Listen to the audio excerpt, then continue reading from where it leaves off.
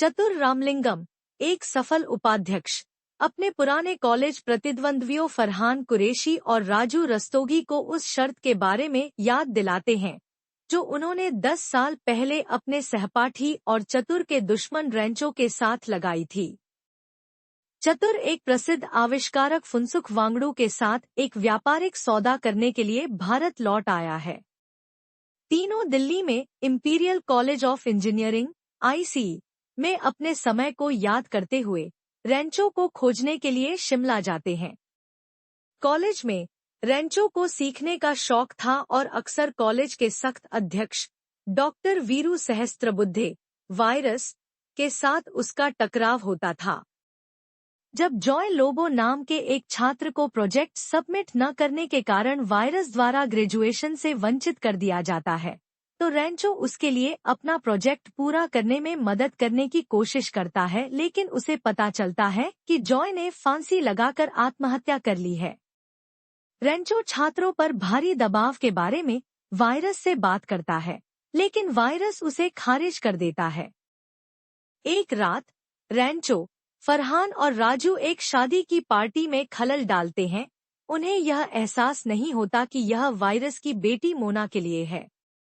मोना की छोटी बहन पिया शुरू में रेंचो से परेशान थी, लेकिन उसके भौतिकवादी मंगेतर सुहास को उजागर करने के बाद वह उसे पसंद करने लगी।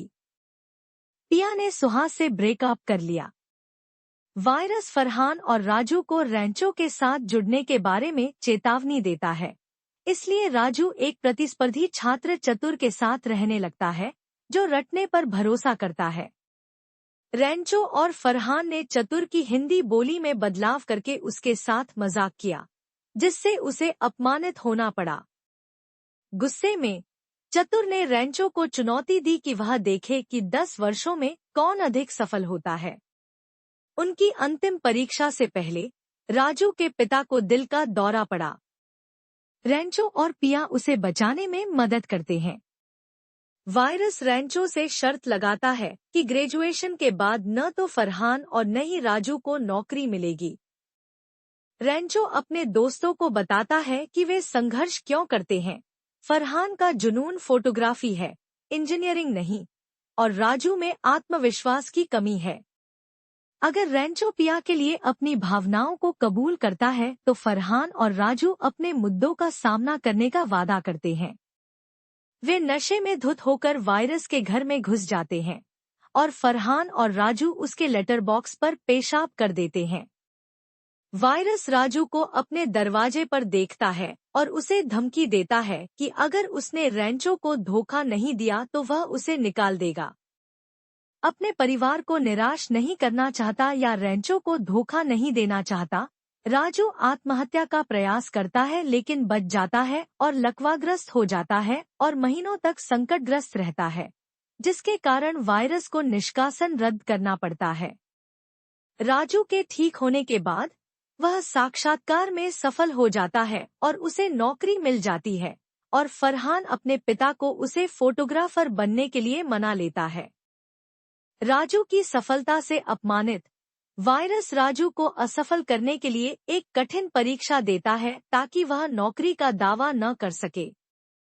पिया की मदद से रेंचो और फरहान ने परीक्षा का पेपर चुरा लिया, लेकिन राजू ने नकल करने से इनकार कर दिया और उसे फेंक दिया।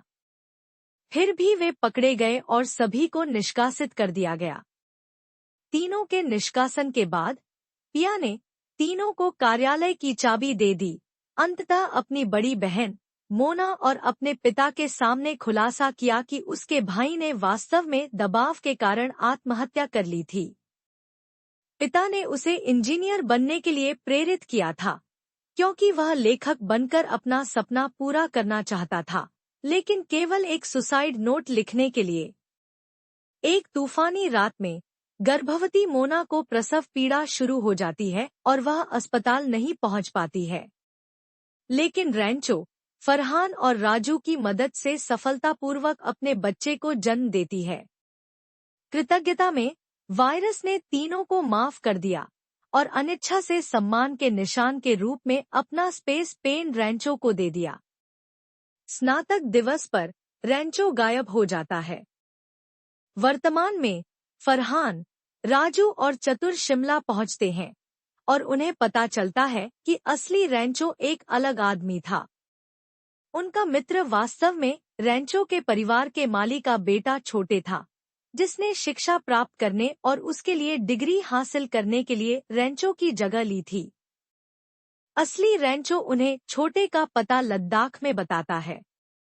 रास्ते में वे मनाली में सुहास के साथ पिया की शादी रोकते हैं और उसे अपने साथ शामिल होने के लिए मनाते हैं। लद्दाख में उन्हें अपने दोस्त द्वारा संचालित एक स्कूल मिलता है। चतुर रैंचो का मजाक उड़ाता है, सोचता है कि वह केवल एक शिक्षक है, लेकिन यह जानकर हैरान रह जाता है कि वह वास्तव में फुसुक वांगडू है, जिसके साथ वह एक व्यापारिक सौदा करने के लिए उत्सुक है। चतुर हार मान लेता है और दोस्त हंसते हुए भाग जाते हैं।